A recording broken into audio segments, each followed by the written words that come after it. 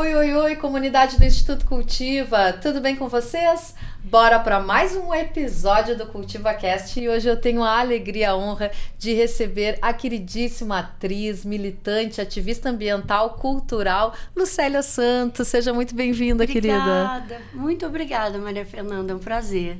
E o prazer é nosso poder estar te recebendo aqui. Fazia tempos que a gente não conversava. O tempo está passando muito rápido, né? É mesmo. Muito rápido, eu acho que desde a pandemia que os anos voam, daqui a pouco você vai ver, já vai ter vitrine de Natal de novo. Exatamente, a gente nem encarou o coelhinho da Páscoa, já tem uma já é Natal. Lucélia, eu quero começar falando contigo, eu quero te ouvir, para ti, a importância do papel do ator, tu que sempre foi uma atriz muito engajada nas causas sociais, na política, em especial na causa ambiental, mas não só, tu sempre foi uma atriz muito posicionada. Tu achas que este é o papel do ator para além de fazer arte? Em tese, sim, mas dada a conjuntura, digamos, comercial, de mercado, no contexto em que os atores se inserem como meio de trabalho, de sobrevivência, de vida, os atores preferem uma imagem mais distanciada de questões polêmicas, ou especialmente quando essas questões são sociais, ou ambientais, ou questões ligadas à sociedade, mas que geram conflito, que geram polêmica. Os atores preferem não se envolver por razões óbvias, ainda porque, se você considerar os grandes conglomerados de comunicação, ainda tem uma postura bastante conservadora, eu diria muito conservadora, a grande maioria. Isso a gente não está falando de uma realidade atual, a gente está falando de uma maneira como isso foi construído desde a ditadura militar no Brasil. É a realidade da comunicação, no contexto em que ela nasceu, em que ela foi inserida no Brasil. Então, eu entendo que os atores prefiram uma posição mais neutra. Acontece que hoje também você vê um movimento internacional, mesmo das grandes estrelas de Hollywood, e se posicionando politicamente. Você não vê mais um prêmio de festival de cinema importante em que um ator, uma atriz não faça um discurso, geralmente um discurso sobre gênero, ou sobre racismo, ou sobre, enfim, direitos humanos. Os atores estão muito mais comprometidos. Eu acho que isso nos Estados Unidos agora é muito palpável. Desde aquela greve que houve no Sindicato dos Atores por condições de trabalho, isso é uma coisa inédita em termos de mercado de trabalho americano, né? Mas eu acho que é isso. Eu acho que hoje também as pessoas começam a perceber que a geopolítica ficou tão agressiva que, quando a pessoa é uma celebridade, ela é uma entidade social reconhecida como tal, ela se sente até um pouco na obrigação de compartilhar um pouco de solidariedade. Eu acho que em base é isso. Tu desses o exemplo desse movimento que aconteceu em Hollywood, né, por condições de trabalho, e que era algo impensável até pouco tempo atrás. Tu achas que hoje os artistas conseguem se enxergar mais como classe trabalhadora, por exemplo? Não. O nosso sindicato não existe. Se os artistas se enxergassem como classe trabalhadora, eles se entregariam mais à militância. Entregar veio a palavra mais profundo do meu inconsciente. Mas é isso, não existe. Nosso sindicato é fraco, pelo mesmo motivo dessa primeira resposta que eu te dei. As pessoas temem retaliação e não se expõem. Estão certíssimas. Mas a gente vê também o papel da arte nessa questão da política, né? Lucélia, tu citou o exemplo da ditadura militar e que os conglomerados da comunicação nascem, né, e se fortalecem ali, mas a arte sempre teve um papel importante no questionamento existencial da sociedade? Resistência. Também. Isso. Resistência. Desde a ditadura militar, desde a oficina, os teatros, sobretudo em São Paulo, no Rio também, mas houve uma forte resistência por parte da classe artística aos desmandos dos militares. E isso, muita gente foi perseguida, os teatros foram invadidos, você sabe, não é? Marília, as pessoas estavam em cartaz, acho que era Roda Viva. Enfim, as pessoas foram muito valentes ali nos anos 70, né? E a arte sempre foi uma forma de resistência importantíssima na história do Brasil. E a gente também vê que é o primeiro setor a ser atingido, diminuído e muitas vezes desmontado quando a gente tem governos autoritários, né? A gente vivenciou isso novamente no Brasil no período do Bolsonaro, até do próprio Michel Temer, depois da destituição da Dilma, ali, do golpe contra a Dilma, que foi a questão de acabar com o Ministério da Cultura, né? Ou seja, a arte incomoda muito também, né, Lucélia? Não, mas isso, eu vou repetir aqui o que todo mundo fala, o que eu vou dizer não é nenhuma novidade, mas isso é lugar comum. Em todo o sistema autoritário fascista, a primeira coisa que eles tiram e destroem, desativam, é a cultura. É a cultura, porque a cultura, a arte, a liberdade de expressão e o jornalismo também. O jornalismo da mesma maneira. Tudo que é liberdade de expressão, de visão crítica, de debate, não pode ser incluído mais. Tem que ser excluído. Porque isso é que é transformador. E isso é que comunica-se com a sociedade, fazendo com que as pessoas avaliem as coisas que estão acontecendo. Agora a gente vai depois pular sobre esse ponto que eu estou aqui falando agora, que é a questão do fake news. Mas é importante você avaliar a sociedade que tivesse essa visão crítica, de avaliação, de definição sobre os rumos que a sociedade está seguindo. E a arte realmente é uma grande orientadora para as pessoas. São pontos de referência, são antenas que a sociedade utiliza para a formação da sua própria opinião. Então, é claro que tem que acabar com os artistas, óbvio. Tem que acabar com a cultura, óbvio. Tem que acabar com os meios de comunicação democráticos, óbvio. Porque você não pode ter o controle da sociedade, o controle fascista, se você tem gente pensando, né? Isso foi assim no nazismo, no neofascismo, isso foi assim com o Bolsonaro, e é impressionante esse mecanismo. Só te falando, quem acabou com o Ministério da Cultura foi o Temer. Isso. Foi o primeiro ato do Temer, quando ele assumiu, depois do golpe, a Dilma, a primeira canetada dele foi extermínio do Ministério da Cultura. Eu não me esqueço disso, porque foi logo o primeiro ato. Então eu falei, uau, já disse a que veio, né? E já justifica todo o movimento contra a Dilma. Mas, enfim, é isso o contexto em que eu nasci, me desenvolvi como artista, fiz sucesso como atriz, nacional e internacionalmente, e sempre assumi esse papel de cidadã, o que não é uma coisa muito comum dentro do meu setor, né? Você não tem tantas pessoas com o meu perfil que se arriscam, que deram a cara à tapa, deram voz aos que não tinham voz em momentos decisivos da democracia no Brasil, como, por exemplo, a luta de Chico Mendes, a construção do movimento de resistência no Acre há 40 anos atrás, nos empates contra a derrubada da floresta. Então, são grandes histórias nacionais, das quais eu me sinto muito orgulhosa de ter feito parte direta ou indiretamente. E tu pagou um preço muito alto todas essas vezes em que tu te posicionou em relação justamente a esse mercado? O preço alto que eu pago sou eu mesma. Assim eu te respondo de uma forma de síntese. Eu sou essa pessoa. Entendeu?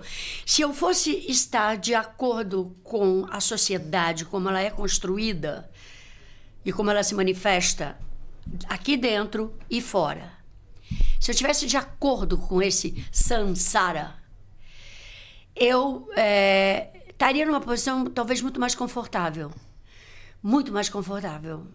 Sem desafios, sem conflitos, sem confrontos, muitas vezes, e certamente com uma conta bancária muito maior. Entendeu? Eu sou uma pessoa que gosto de dinheiro. E trabalho desde os 14 anos de idade, trabalho diariamente e não tenho uma aposentadoria nem dos meus direitos autorais, que deveria ter, mas não tenho. Então, a minha vida é trabalhar, eu trabalho diariamente para sustentação do jeito de vida que eu gosto de ter.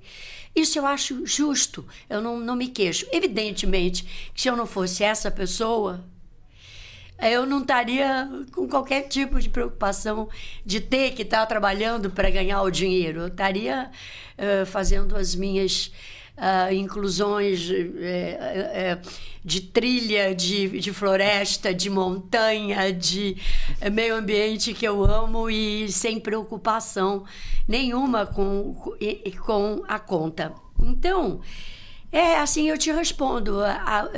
Se existe um problema nessa história, o problema sou eu. Maravilhosa. Uma outra coisa daquilo que a gente estava falando, né, dessa questão do ataque à cultura e que se fortaleceu a partir desses governos golpistas e de extrema-direita, que é o ataque, por exemplo, à Lei Rouanet, de dizer que os artistas são mamateiros, que vivem da Lei Rouanet. Eu queria te ouvir um pouquinho, assim, porque isso foi uma questão construída e que muita gente abraçou, inclusive, enquanto ideologia, assim, né, Lucélia? Isso é uma questão que remete a uma coisa importantíssima que a gente tem que conversar aqui hoje, que tem a ver com o link com aquilo que eu falei para você há pouco. É a questão do universo do fake news. Isso é apavorante. Maria Fernanda, eu acho que isso acabou e está acabando com tudo. Com toda a possibilidade de lucidez, de entendimento, de compreensão, de cultura. Porque o fake news é um instrumento tão avassalador, tão detrator e tão maquiavélico e tão poderoso e que foi criado pela extrema-direita, foi o responsável pela eleição e difusão de Bolsonaro e dos valores que eles empregam. A estrada de ideário, de ideias, foi criada por fake news. Eu sei disso porque eu vivo isso. E o que é importante a gente perceber é que eles estão ativíssimos. A gente não pode dormir no ponto. Não é porque a gente tem agora um governo democrático com o Lula. E vamos falar sério, né? Um parlamento, talvez um dos mais reacionários da história desse Congresso Nacional. Não é porque a gente tem um governo democrático que a gente pode descansar. A gente tem que se lembrar todo dia que o Brasil continua dividido, que a eleição nossa foi praticamente um milagre, com uma diferença muito pequena entre as duas turmas. E eu vejo nas minhas próprias redes sociais a ação forte e rápida, invasiva do outro lado. Por exemplo, quando eu coloco um post, e está acontecendo isso comigo hoje, de ontem para hoje, que vai de encontro ao que eles estão pregando, porque aquilo lá é um mundo que a gente não consegue penetrar. E é um mundo gigante, é uma bolha. Eles são muito poderosos nas mídias digitais. Então, eu vejo, por exemplo, o que eu fiz. Eu repostei e postei coisas em defesa do Glauber Braga, porque o que o Glauber Braga está sofrendo é consequência desse assunto aqui.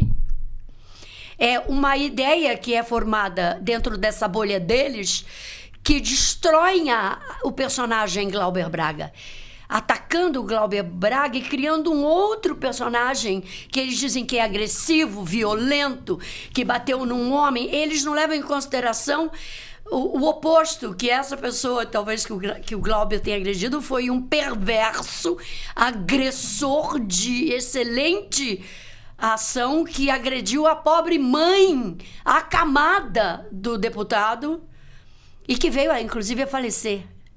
Isso, acho que essa turma aí do lado de lá da bolha não sabe. O que eles compram é uma ideia. Aquele cara é um violento. E você vai, assim, eles me dizendo na minha lista, na minha página, você vai, espero que você seja a próxima vítima. E os xingamentos que eles me oferecem são de nível nazista, são muito baixo calão. É um xingamento que precisa ser muito barra pesada para usar. Você entende o que eu falo? Sim, é um xingamento de extermínio do outro, né? De querer exterminar o outro. Pior.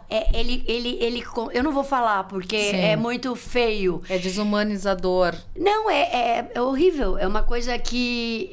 Isso aconteceu comigo lá atrás, na época do acampamento, quando o Lula estava na Polícia Federal, no acampamento do MST, e agora aconteceu... Eles estavam quietos comigo, mesmo durante a campanha de 2022. Agora, com essa história do Glauber, parece que mexi no vespeiro. E eu vejo que são computadores os ataques. E eles entram em posts que não tem nada a ver com esse assunto. Eu publiquei, inclusive, no meu Stories, a história do Glauber Braga. E no meu post principal, que era uma homenagem e um depoimento meu emocionado com o filme da Fernanda Montenegro, Vitória, é ali que eles entraram para falar besteira. Que ali era uma porta aberta, sabe? Grande, porque é arte, é cultura, eu estava falando de cinema. Aí vem com esses ataques vis. É até uma maluquice, porque não tem nada a ver com o assunto que eu estava abordando. Mas essa é uma tática dos fascistas. E é muito preocupante, porque eles estão vivos, estão acesos, estão ligados, são imensos. Tem uma penetração social numa teia profunda que nós não conseguimos acessar. Então, eu acho que nós temos que estar muito atentos. Muito atentos. Então, acho que a gente teria que ter vários seminários nossos de debates de comunicação social, sobre comunicação social, para a gente se preparar para 2026. Porque eu acho que a gente, inclusive em função da geopolítica, em função do quadro internacional com a eleição do Trump, a gente tem que ver que vem chumbo grosso por aí. Porque agora é uma luta que a Europa, sim, endireitando essa ascensão do movimento fascista mundial, neonazista. A gente tem que ver que caminhos nós vamos trilhar. Nós, que sempre fomos defensores da democracia e do Estado democrático de direito. Então, assim, tem trabalho por aí. E na tua opinião, por que tu acha que a gente não está conseguindo penetrar nesse tecido social? Ou por que essa gente tem tanta adesão nessa base que sempre foi uma base democrática ou de trabalhadores que se identifica muito mais ou se identificava com as bandeiras da esquerda? Qual a tua opinião em relação a isso, Lucélia? Onde é que a gente perdeu a mão? Há um tecido social que nós perdemos, que é além dos trabalhadores, da classe trabalhadora. Esse conceito de classe trabalhadora também tem que mudar, porque não é mais a mesma coisa dos anos 80. Hoje a classe trabalhadora são os meninos de aplicativo. É a terceirização do sistema de trabalho. O próprio Lula outro dia estava pesquisando e falando sobre esse assunto. A classe trabalhadora hoje tem outra face.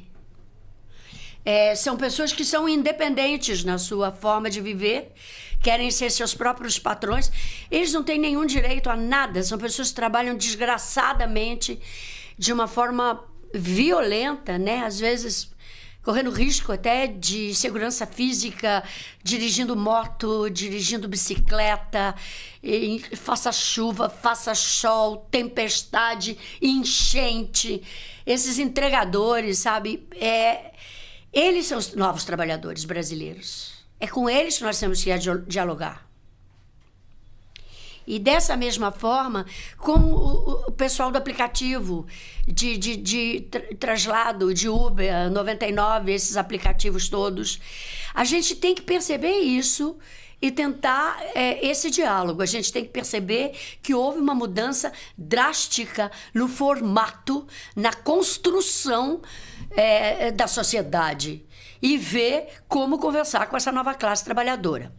Ponto. Essa classe trabalhadora vive em condições, muitas vezes, na mais das vezes, bem precárias, onde elas são acessadas pela igreja, pelo discurso evangélico e, sobretudo, pela violência de todas as formas. Violência de gênero, violência social de todas as maneiras, falta de dinheiro, falta de muitas coisas, condições de moradia precárias, falta de saneamento básico, falta de conforto, falta de acesso. Isso é a violência. A violência social é que é cooptada pela extrema-direita. Porque essas pessoas que vivem nesse quadro, naturalmente, se elas tivessem alguma formação de visão crítica, elas perceberiam que estão sendo exploradas e teriam que travar uma luta contra os exploradores. Não! Essas pessoas preferem demonizar, porque elas têm toda uma cartilha que elas acabam decorando. E é uma cartilha de influenciadores.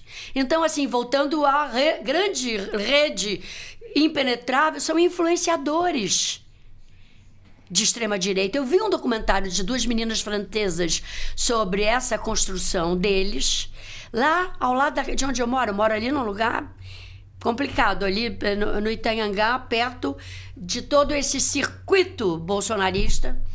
E tem o cara que era o grande comandante, que é um cara da idade de Bolsonaro, o physique de rôle, o tipo dele, a maneira de se vestir, o chinelo, o cara mora lá na comunidade e ele é o grande impulsionador dessas redes. E eles têm muito poder que, num instante, ele dispara, o Brasil instantaneamente replica. Foi assim a campanha e é assim até hoje. Essa história que eu vejo na minha rede já é sintoma de que incomodou. Quem é que está incomodando? É o Glauber. Não sou eu, é o Glauber. Eu só fiz replicar um post em defesa dele. Tu tá entendendo? É muito complexo. Por isso que a gente tem que se preparar a nível de comunicação. Mas para a gente se preparar a nível de comunicação, a gente tem que entender o tecido social. Onde é que está a célula cancerígena que se expande ferozmente. É uma doença mesmo, uma doença grave social. Mas a gente tem que enfrentar a medicina. E buscando o remédio. Os remédios. Para isso. Eu não sei se meu discurso é um pouco denso, mas é a minha visão sobre o problema que é gravíssimo que a gente está vivendo. Não, eu acho que não é denso, eu concordo plenamente com ele e, na verdade, e aí eu quero voltar pra gente, inclusive pra gente entrar um pouco na questão mais da política prática, depois eu quero falar sobre a questão ambiental, mas antes eu quero falar, tu foi candidata a deputada, tu participou de um processo de transição do governo Bolsonaro para o governo Lula, tu fez parte da equipe de transição que pensou a área da cultura, e eu quero te ouvir um pouco sobre isso, porque me parece que a cultura é uma questão estratégica de enfrentamento, não só a comunicação, mas a cultura também como política pública, como um projeto, é uma área central de enfrentamento a essas questões todas que a gente está falando aqui. Absolutamente. Estás preparada para ouvir? Muito, sempre. A cultura, a meu ver, e eu acho que a minha forma de ver talvez tenha sido a razão pela qual eu não me elegi, não me elegeria, talvez jamais. E depois que passou, é claro que na hora eu fiquei chateada, mas depois eu fiquei tão aliviada, eu fiquei tão grata por não ter entrado no comboio. E a própria razão do próprio Lula não ter me botado no comboio, mesmo a nível de governo, de algum modo, ligado de alguma forma ao Ministério da Cultura ou ao trabalho ambiental, as áreas que eu atuo mais, acho que foi uma forma saudável, inteligente de me preservar. Porque, eu vou te falar, eu acho que não há um comprometimento verdadeiro com a cultura. Se houvesse, a cultura seria o carro-chefe da economia nacional. Como é na Coreia do Sul, como foi o desenvolvimento e o salto do cinema da Coreia, o cinema coreano. Isso foi matéria que eu estudei para a transição.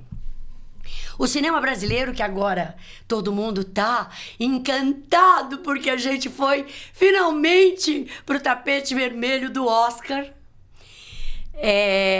Isso o brasileiro entende, porque é mídia, é marketing, é América, é forma de viver. Todo mundo entendeu rapidamente, porque também a quantidade de influência de mídia que aconteceu com o filme Ainda Estou Aqui e tudo ao redor do filme, era impossível passar fora da emoção criada, da comoção que se criou na torcida pelo filme, pela Nanda. Mas isso é só para dizer a força que o cinema tem. E esse filme, ele foi visionário. Walter Salles foi visionário, porque ele fez um trabalho que o Ministério da Cultura não poderia fazer.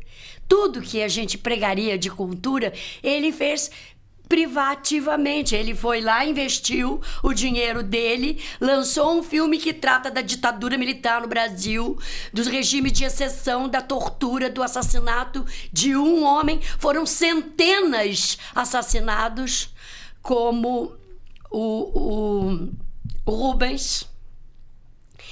Centenas de homens e mulheres foram atirados dos helicópteros, vivos e mortos.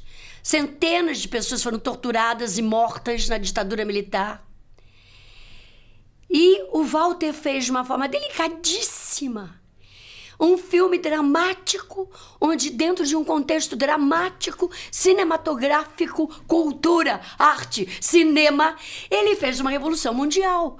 Porque todo o mundo ficou conhecendo a história do Rubens Paiva, a história da Eunice Paiva, através desse brilhante livro do Marcelo Rubens Paiva, do brilhante trabalho do Walter Salles, da Fernanda Torres, do Celton Mello. Entende? Uau! Isso! Pô, obrigada! É isso, gente! Então, o que tinha que ser feito? Política pública para investir na indústria. Porque assim como Ainda Estou Aqui, tem centenas de filmes extraordinários. Vitória é um deles, por exemplo. Vitória, eu saí do cinema, fiquei 10 minutos. Eu também. Sem ar.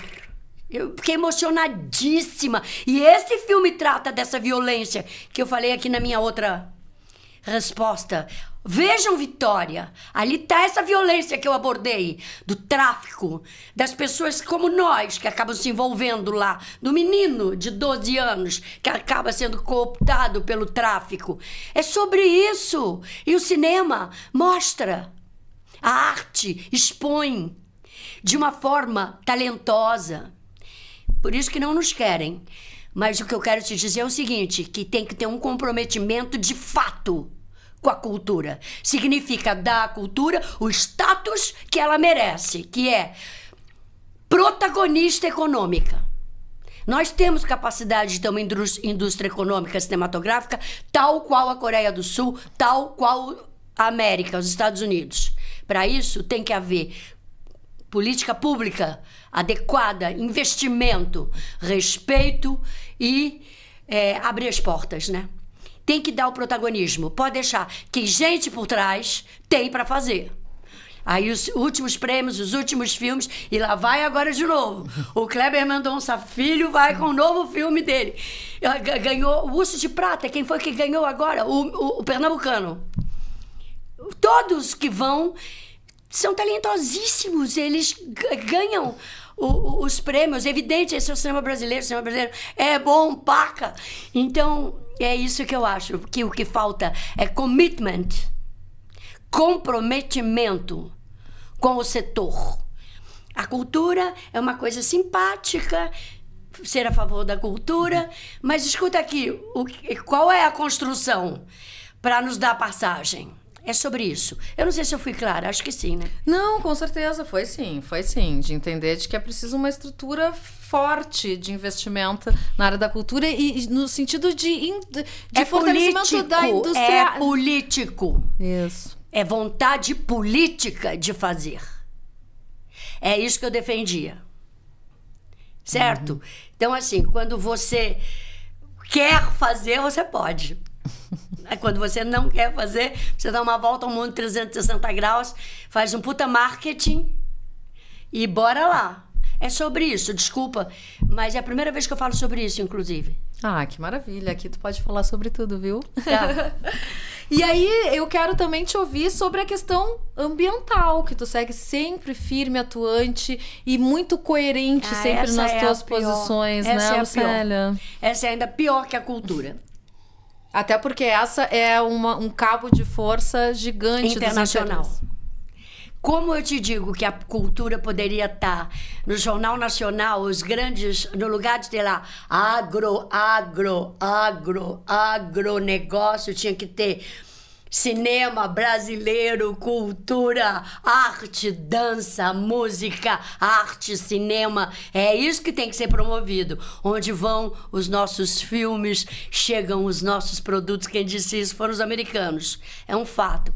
A questão ambiental hoje é a questão mais importante da humanidade. Tá tudo se acabando, não foi por falta de alerta. Todas as pessoas que militaram e militamos há décadas no Brasil em defesa das florestas, dos biomas, da floresta amazônica, do Pantanal, do Cerrado, dos povos originários, indígenas, quilombolas, ribeirinhos, pescadores, catadores, extrativistas, o povo da floresta que sabe e é o único que tem que ser reverenciado e respeitado, que está lá resistindo e sobrevivendo há 500 anos no Brasil, desde o descobrimento. Agora, hoje, está sendo mais atacado do que nunca com esse marco temporal, com essa ameaça de exploração de petróleo na bacia amazônica. Hoje está em curso o acampamento livre, lá em Brasília. A polícia atacando bomba de gás nos indígenas. Isso é o quê? Tacando bomba de gás na cara de uma deputada indígena, da Célia Chacriabá. É sobre isso. Onde é que está o equilíbrio, a harmonia entre o discurso de um governo de esquerda, que se pretende ser, e a ação prática na rua? Como deixar passar? O Congresso é conservador ao extremo. Não pode passar esse marco temporal. Nem por decreto. Entende sobre o que se trata? São coisas como a Transamazônica, durante a ditadura militar, que os militares decidiram fazer aquela estrada que levava do nada ao coisa nenhuma.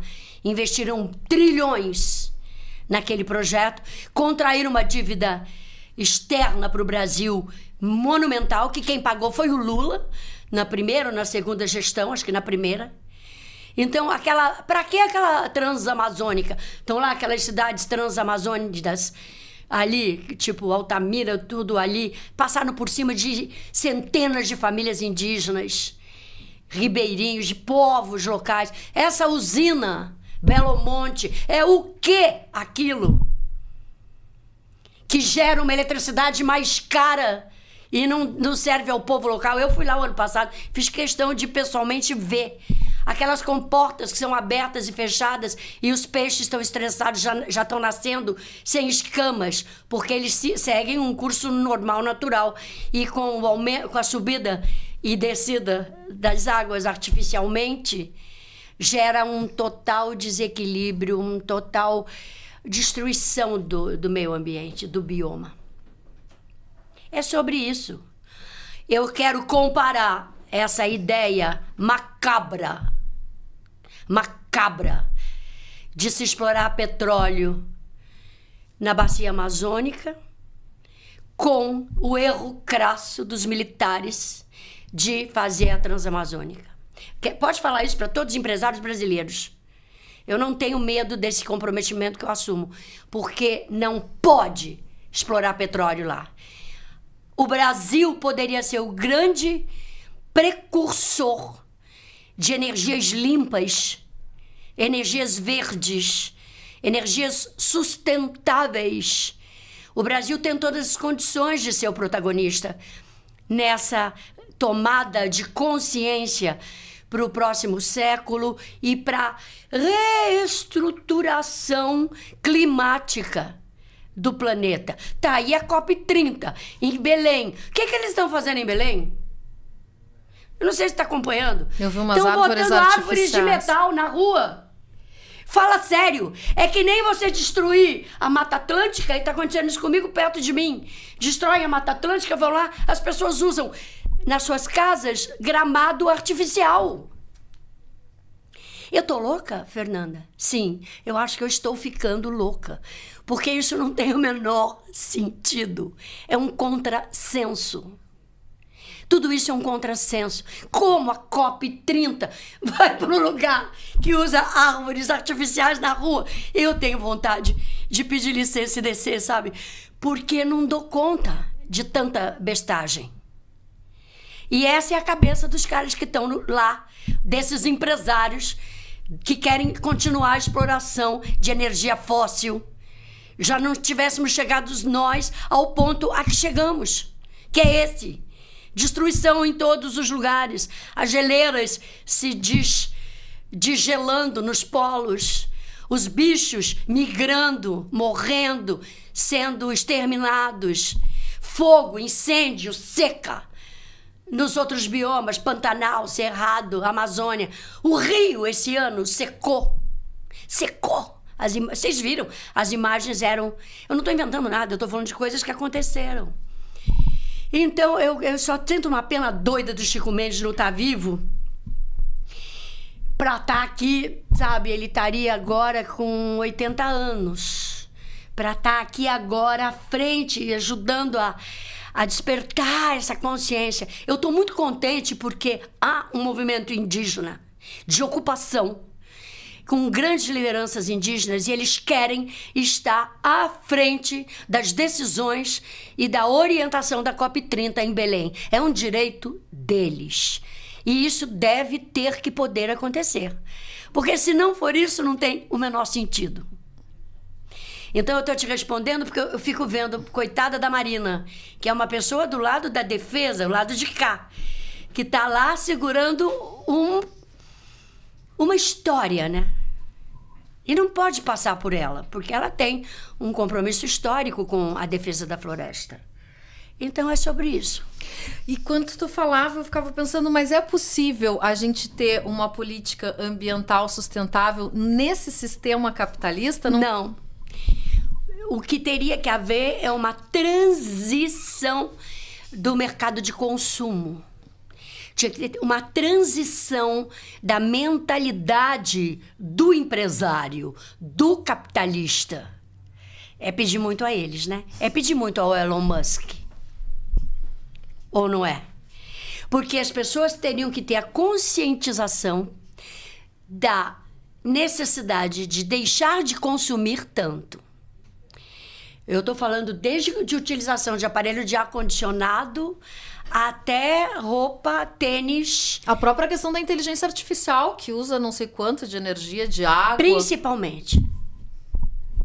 Tudo isso tem que ser pensado. Para onde que eles estão nos levando? Para a morte. É isso que o Elon Musk deseja, ele e o Trump. Que morram todos. Quanto menos gente ficar, menos problema para nós, bilionários. Eles querem que fiquem e sobrevivam no planeta só os bilionários. O resto das pessoas morrendo, eles não vão se importar nem um pouco.